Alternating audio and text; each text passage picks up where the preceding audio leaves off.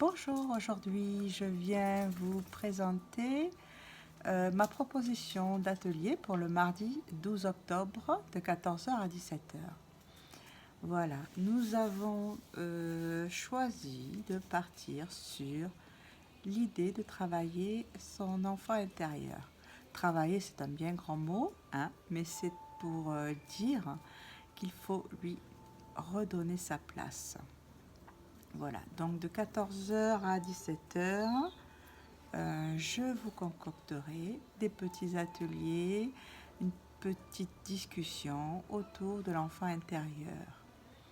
Quel que soit votre âge, vous savez que vous réprimez souvent une joie innocente, une joie d'enfant à l'intérieur de vous. Ben, il s'agit un petit peu de le laisser reprendre sa place. Souvenez-vous un petit peu, quand vous étiez enfant, tout était beau, avec votre innocence, la pureté. Qu'est-ce qui vous rendait heureux?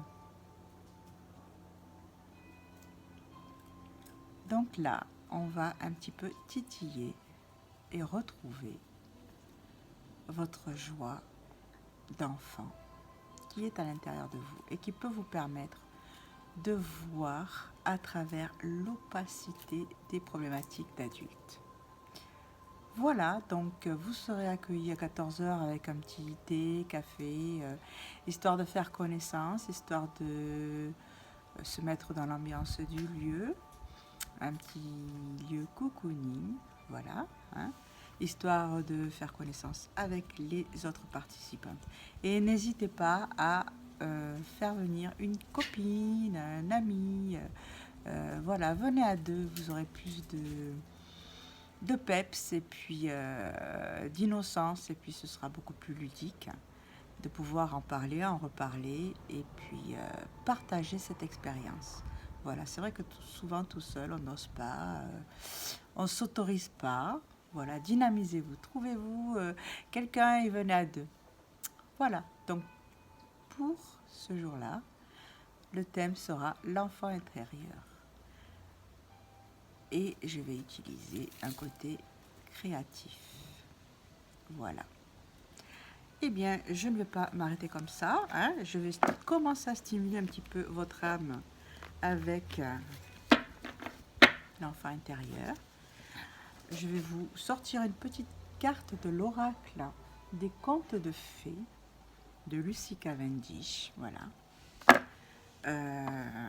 qui font référence à un conte, à un personnage de conte, et qui permettent un petit peu de s'introspecter, de réfléchir sur une petite problématique, de se replonger un petit peu dans son passé, dans un souvenir d'enfance. Elle a sauté, c'est bon. Alors, je regarde. C'est la carte 33, le souterrain de cristal. Et un petit titre en dessous, peut-être que vous la voyez en l'envers, je ne sais pas. Les blessures. Justement, parlons-en des blessures. Alors, n'hésitez pas à venir pour travailler sur ces blessures. Je vous montre un petit peu la carte. Vous voyez? On voit, ben oui, on voit un squelette et puis une jeune fille à côté. C'est sombre, ses yeux sont sombres. Qu'est-ce qu'elle ne voit pas? Qu'est-ce qui est plus ou moins mort en elle? Venez vous redynamiser. Il y a de l'espoir. Elle récolte les glands, c'est un peu la saison d'automne. Voilà, la petite fille a des ailes d'ange, mais le squelette aussi. Donc il a espoir quand même, hein. Il a espoir de refaire surface. Alors, qu'est-ce que nous dit cette carte?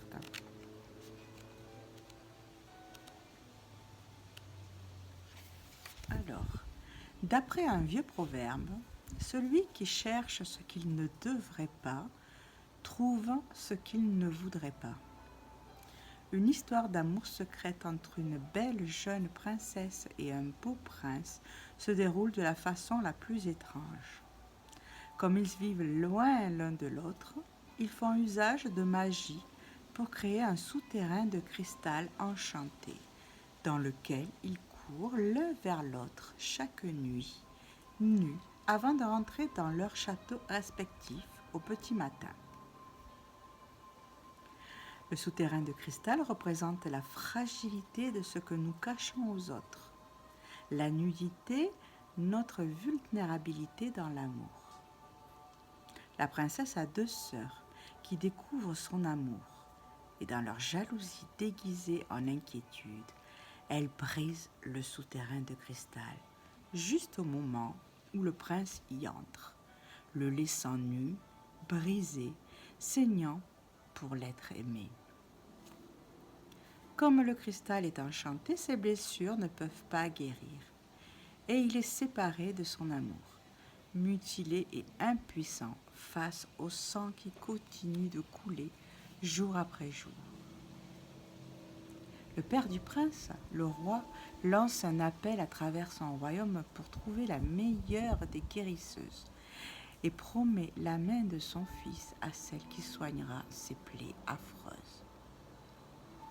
Lorsqu'elle apprend ce qui s'est passé, la princesse se met en route et pénètre dans la grande forêt à la recherche d'une plante magique pour guérir ses terribles blessures. C'est alors qu'elle entend 2 ogres en train de parler du prince. D'après eux, le seul moyen de le guérir est d'étaler de la graisse d'ogre sur les coupures. Elle vient à leur rencontre, leur faisant croire qu'elle est perdue dans les bois. Et les ogres la font entrer dans leur chaumière, dans l'intention de la manger.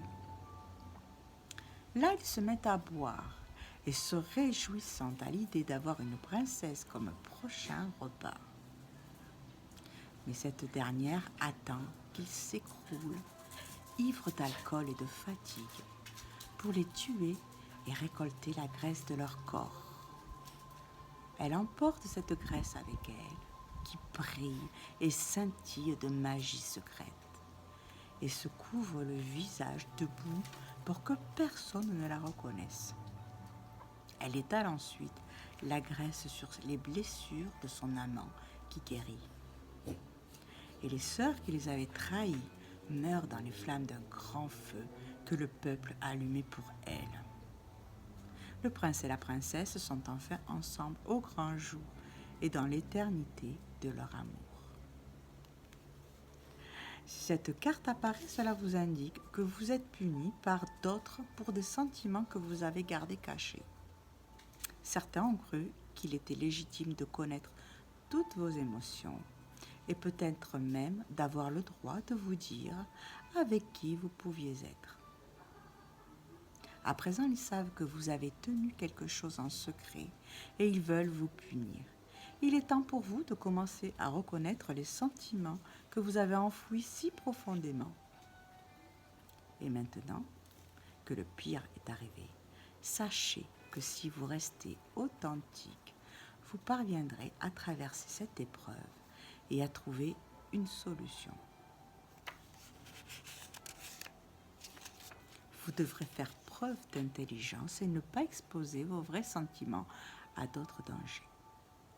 Sachez que vous ne devez rien à ceux qui veulent vous contrôler et que très bientôt vous serez libre et heureux dans les bras de votre amour si vous restez fidèle à votre cœur et si vous êtes courageux.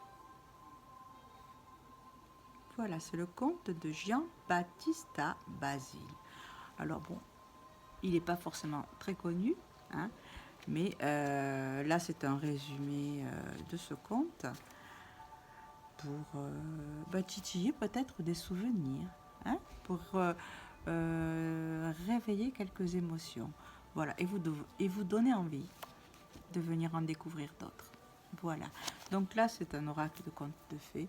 Bien évidemment, cet après-midi où nous allons faire un petit travail sur l'enfant intérieur, j'utiliserai mon jeu de cartes de l'enfant intérieur à un moment donné. Et forcément, ça va vous parler. Donc voilà, après-midi riche en émotions. Je vous attends nombreux. Pensez à téléphoner et réserver. Nombre de places limitées.